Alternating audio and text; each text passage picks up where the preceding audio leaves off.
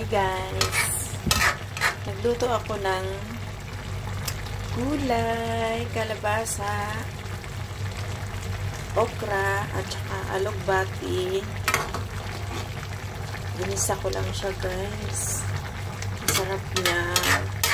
Kahit ito lang yung ulam mo. Okay na po.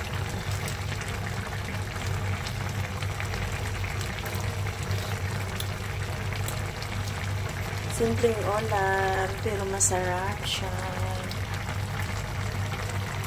Kainan time na. Patayin ko na siya, guys. Ang aming ulam. Sarap, sarap.